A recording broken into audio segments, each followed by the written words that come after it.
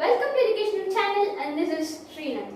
So first of all, congratulations to India for successfully completing the Chandrayaan 3 mission and landing on the moon's south pole. Okay, so what are we going to see today? It is the Kardashev Scale, the alien civilization scale. Okay, so what is it? It is a scale, or it is something, a hypothetical scale, which is used to measure the type of alien civilization in the universe. And we are unaware of the aliens or any other living organism in the universe except humans and other things in Earth. So we are going to compare ourselves in the Kardashev scale. So it has been divided into 4 parts or 4 types. So the first type, the first type tells us that if a civilization crosses the 1 mark on the scale, then it is on the way to colonize its galaxy or its system, like our solar system. So what does it really mean?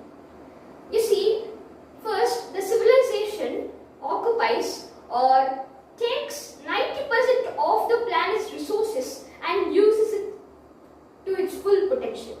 So if it uses its resources in such way, so it is a type 1 civilization, and it has colonized the nearby planets also, like terraforming Venus, if we have crossed 1 on the scale. But we are nowhere near 1, we are like 0.69 or 0.3. It's a very low degree when compared to 1, 2, 3 or 4, right? Okay, now type 2.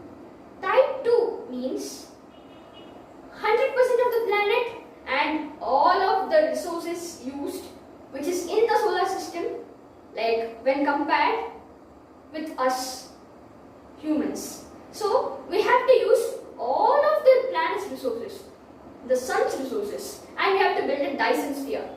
Do you know what's a Dyson sphere?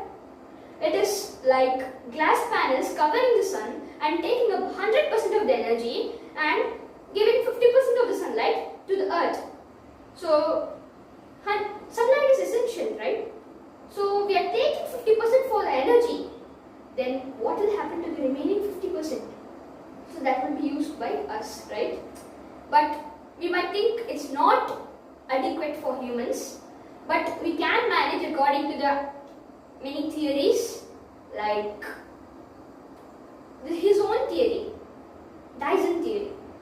So in that he states that we can take 50% of the sunlight for our use, and we can use the remaining 50% for energy extraction. So the energy extraction part comes in the level 3. Okay. So now let's move on to the level 3. So the type 3 civilization, we are going to discuss about the energy extracted from the sun. Sun produces 50 billion megawatts of energy in 1 second. So that much energy can be used to extract all of the resources in a very short period of time in our galaxy. In our Milky Way galaxy, which is very vast, we are going to extract all the resources. And this is a very powerful process, and it takes a long time when compared to type 1 and type 2 civilizations, but it's worth the time. Okay, what about type 4? Type 4 is like godly civilization. We can even destroy black holes, take the things out of them, like it has swallowed many stars, planets, celestial bodies, and so much more, like white holes. We will discuss about them in another video, white holes. Okay, so we are going to extract energy from black holes. How? By keeping the solar radiation and the Hawking radiation tube. So using that tube, we can extract the black hole energy from the corona of the black hole, because it is the one which has most of the energy. And what to do if the black hole is too big? We are going to extract the gravitational force out of it. So extracting a force is like nearly impossible, right? We know how to collide things like protons and nuclei, but how can we break a black hole which is like having tons and billions of tons of mass inside it and quadrillion tons of force acting on one single object? So how is it possible? It is possible by the Hawking tube, as I told you. So this is a really long process, but if we do this, then we can conquer the universe and we can travel at more than the speed of light. So it gives us that much energy. Imagine what we will do with that much energy. We will get a planet for everybody. Every single person, they will have a planet. We will have that much energy and we will be using it for an unlimited amount of time. And during that time, for that much long time, humans will completely evolve into different organisms, like monkeys evolved into humans, right? Like Australopithecus, Homo erectus, Homo sapiens, and then Homo sapiens sapiens, which we are now.